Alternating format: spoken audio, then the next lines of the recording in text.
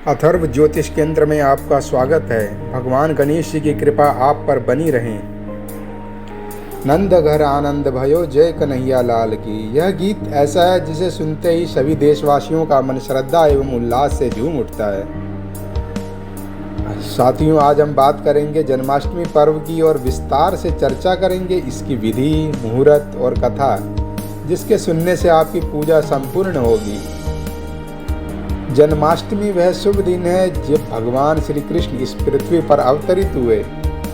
भाद्रपद मास की कृष्ण पक्ष की अष्टमी तिथि को रोहिणी नक्षत्र में भगवान श्री कृष्ण का जन्म हुआ।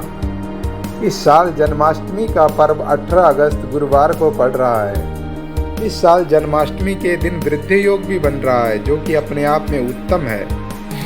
भगवान श्री कृष्ण को प्रसन्न करने के लिए श्रद्धानुसार उपवास और विशेष पूजा अर्चना करनी चाहिए।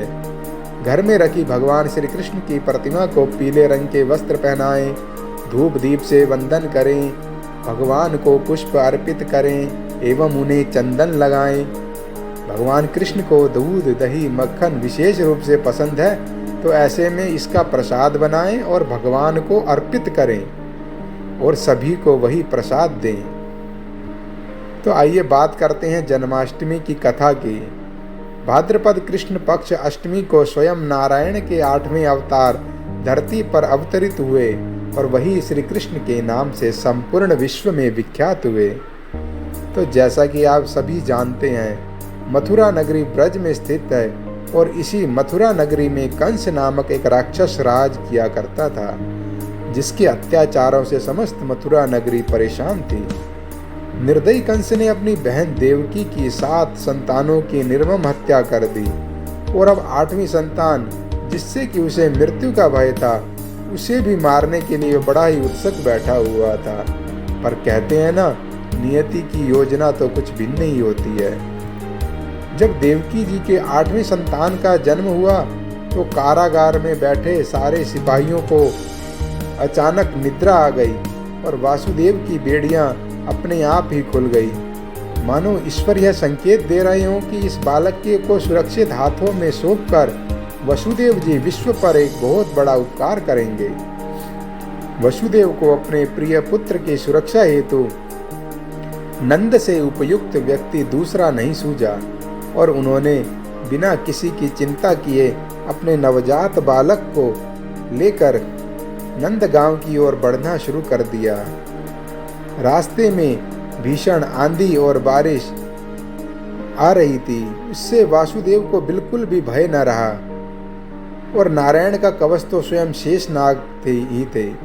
अब अपने बालक को अपने परम प्रिय मित्र के हाथ में सौंपते हुए वसुदेव ने उनकी पुत्री को अपने साथ कारागार वापस ले जाने का निश्चय किया, ताकि कंस को यह संदेह न हो पाए कि नवजात बालक को उसने कहीं सुरक्षित पहुंचा दिया है।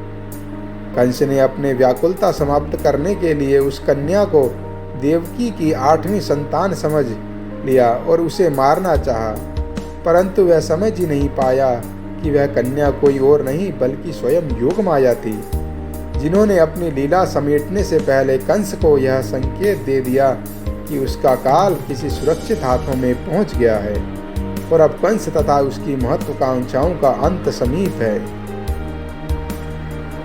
बोलो श्री कृष्ण भगवान की जय। पूजा के बाद हाथ में पुष्प लेकर भगवान कृष्ण का ध्यान करते हुए मंत्र पुष्पांजलि समर्पित करें और इस मंत्र का उच्चारण करें। कस्तूरी तिलकम ललाट पटले वक्षस्थले कौस्तुभम नासाग्रे वरमौक्तिकम करतले वेणुकरे कंकणम।